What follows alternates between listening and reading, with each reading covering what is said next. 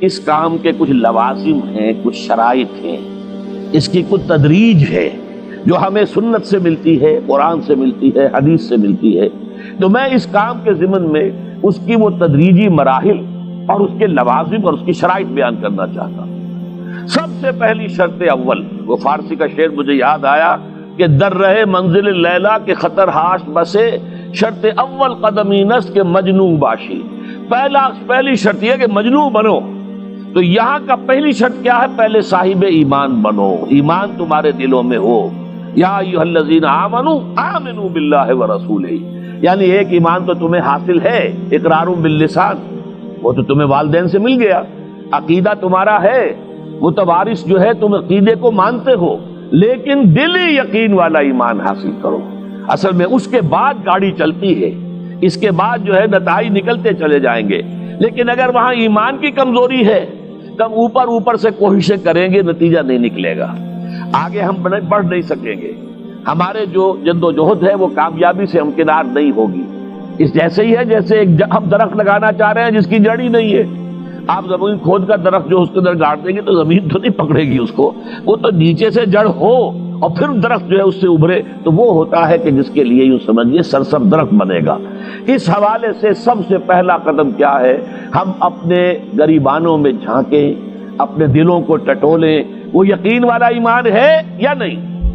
اگر ہے تو اللہ کا شکر ادا کیجیے، تہنیت، مبارکباد، اور نہیں ہے تو پہلا کام یہ ہے کہ اے ایمان کے دعوے دارو، ایمان لاؤ جیسے کہ ایمان کا حق ہے۔ یقین اللہ کی ذات پر، اس کی صفات کمال پر، یقین مرنے کے بعد اٹھنے پر، بعث بعد الموت اور حساب کتاب، یوم حشر اور جنت اور دوزخ کا یقین، فرشتوں کا یقین، وحی کا یقین، قرآن کا یقین، کتابوں کا یقین، نبیوں اور رسولوں کا یقین، اور محمد الرسول اللہ کا یقین صلی اللہ علیہ وسلم کہ آپ آخری اور کامل رسول ہیں اللہ تعالیٰ کے، خاتم النبیین بھی ہیں اور آخر المرسلین بھی صلی اللہ علیہ وسلم۔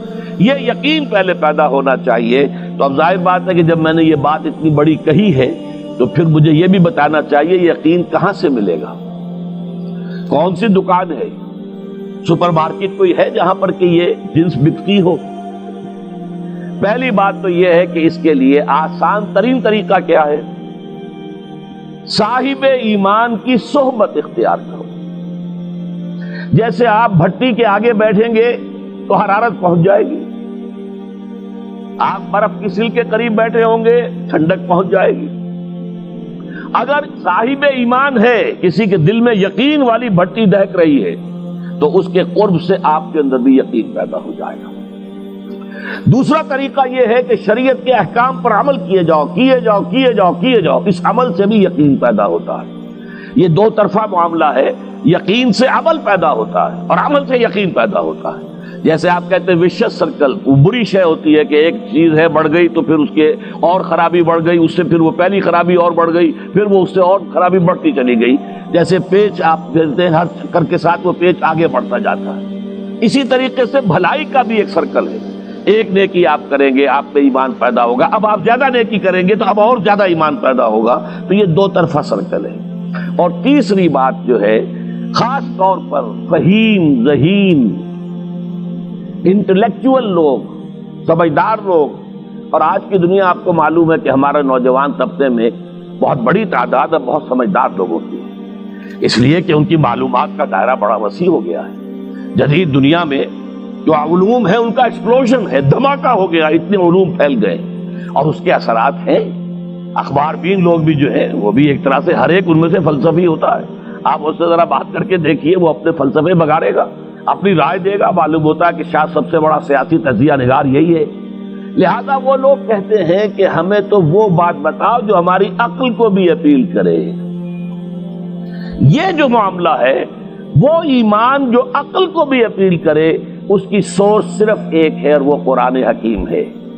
مولانا ظفر علی خان نے ایک شعر کہا تھا بہت سادہ انداز میں، وہ جنس نہیں ایمان جسے لے آئیں دکان فلسفہ سے، ڈھونڈے سے ملے گی عاقل کو یہ قرآن کے سپاروں۔ عاقل جو ہے انٹلیکچوئل، ایک ہے عام آدمی، عام آدمی جو ہے صاحب یقین کی صحبت سے بھی یقین پیدا ہو جائے گا، عام آدمی عمل کرتا رہے گا اس سے بھی یقین پیدا ہو جائے گا، لیکن عاقل، انٹلیکچوئل، وہ شخص جو کہتا ہے پہلے میری عقل کو اطمینان ہونا چاہیے پھر مانوں گا، اس کے لیے جو سورس ہے، منبع ہے، سرچشمہ ہے ایمان کا، وہ صرف اور صرف قرآن ہے۔ اس میں غور و فکر کرے، انسان اس طرح قرآن کو پڑھے کہ وہ براہ راست اس کا مفہوم اس کے دل کے اوپر اترتا چلا جائے۔ جیسے علامہ اقبال نے کہا ہے کہ تیرے ضمیر پہ جب تک نہ ہو نزول کتاب، گرہ کشا ہے نہ رازی نہ صاحب کشاف۔ قرآن تو تمہارے اپنے قلب پر نازل ہونا چاہیے۔ اور یہ اصل میں ان کے والد نے کہا تھا ان سے، بالکل بچپن میں۔ علامہ اقبال چھوٹے سے بچے تھے، ان کے والد تھے ذرا صوفی منش آدمی تھے، وہ شیخ نور محمد۔ وہ آئے فجر کی نماز مسجد سے پڑھ کر آئے تو دیکھا کہ اقبال جو ہے بچہ وہ قرآن پڑھ رہا بیٹھا ہوا۔ اس نے کہا والد نے کہ بیٹے تم یہ قرآن کیسے پڑھتے ہو؟ اب وہ حیران ہوا بچہ، یا بجان بس میں پڑھتا ہوں قرآن جیسے پڑھتے ہیں، آپ کا مطلب کیا ہے؟ کہا بیٹے قرآن ایسے پڑھا کرو کہ جیسے یہ تم پر نازل ہو رہا ہے، یوں سمجھو کہ تم پر نازل ہو رہا ہے، تم مخاطب ہو۔ اب اس چیز کو انہوں نے اپنے اس شعر میں ادا کیا، تیرے ضمیر پہ جب تک نہ ہو نزول کتاب، گرہ کچا ہے نہ راسی نہ صاحب کشاف۔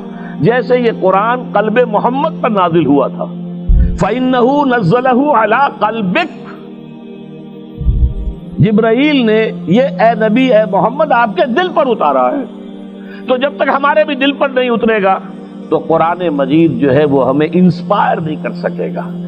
ترجمہ آپ پڑھیں گے، کچھ آپ کو معلوم ہو گیا اس کا مطلب یہ ہے، تفسیر پڑھا، اچھا جی ٹھیک ہے فلاں مفسر نے یہ لکھا ہے، فلاں نے یہ لکھا ہے، یہ معلومات تو مل جائیں گی، لیکن وہ اندر سے جو موٹیویشن ہوتی ہے، اندر سے جو جذبہ ابھرتا ہے، اندر سے جو ایمان جو ہے ایک چشمے کی طرح قلب کی گہرائیوں سے ابلتا ہے، وہ نہیں ہوگا۔ وہ اسی وقت ہوتا ہے کہ جب وہ انٹلیکچوئل آدمی جو ہے وہ کم سے کم اتنی تکلیف ضرور کرے کہ اتنی عربی سیکھ لے کہ عربی جو ہے قرآن مجید اس کے براہ راست قلب پر نازل ہو سکے، وہ ترجمہ نہ دیکھے۔ اب ایک آیت پڑھی پھر ترجمہ دیکھا، پھر دیکھا اس میں نمبر 11 لکھا ہوا ہے، حاشیہ میں جا کر دیکھا نمبر 11 یہاں ہے، وہ دیکھا، تسلسل تو ٹوٹ گیا۔ اب وہ بات نہیں رہی۔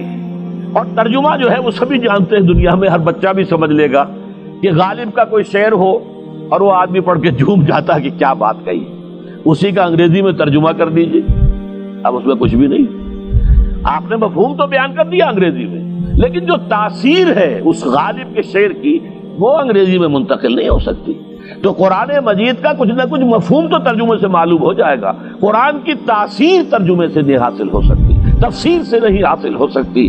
اسی لیے دو سب سے بڑی تفسیروں کا ذکر علامہ اقبال نے کیا ہے کہ گرہ کشا ہے نہ رازی، نہ امام رازی کی تفسیر کبیر سے تمہیں فائدہ ہوگا اور نہ امام زمخشری کی کشاف سے ہوگا، جب تک کہ تمہارے اپنے دل پر قرآن نہ اترے۔ اور اس کے لیے لازم ہے کم سے کم یہ کہ اتنی عربی انسان سیکھ لے کہ بیریئر نہ ہو ٹرانسلیشن کا، کوئی پردہ حائل نہ ہو درمیان میں، تسلسل نہ ٹوٹے، آپ براہ راست پڑھ رہے ہیں اور براہ راست اس کا مفہوم آپ کے قلب پر نازل ہو رہا ہے۔ تو پہلا سٹیپ جو میں نے ان 3 آیتوں پر اضافی آیت سورہ نساء کی آپ کے سامنے رکھی، ہم میں سے ہر شخص کا پہلا کام یہ ہے کہ وہ یقین والا ایمان حاصل کرے۔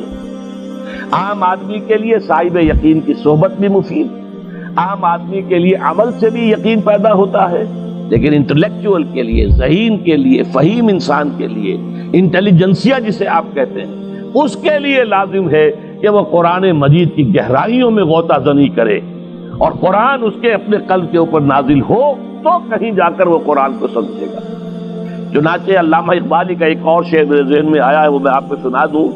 ہم یہ سمجھتے ہیں کہ عرب تو ان کی اپنی زبان ہے، لہذا وہ تو قرآن مجید کو سمجھتے ہی ہوں گے، لیکن بسا اوقات ایسا بھی ہوتا ہے اگر دل پر حجاب آئے ہوئے ہوں تو قرآن مجید کے سمجھنے سے بھی کچھ حاصل نہیں ہوتا، دل پر حجاب ہے۔ یہی وجہ ہے تو عرب ہو یا عجم ہو، تیرا دل نہ دے گواہی، لغت غریب یہ قرآن مجید جو ہے، تو عجم ہو یا عرب ہو، یہ قرآن مجید تیرے لیے لغت غریب رہے گا جب تک کہ تیرا دل گواہی نہیں دیتا۔ تو ایک تو طلب ہدایت ہو انسان کے اندر، اور دوسرے یہ کہ قرآن مجید کو براہ راست نازل ہونے کا موقع ملے قلب کے اوپر، تو ایمان یقین والا حاصل ہوگا۔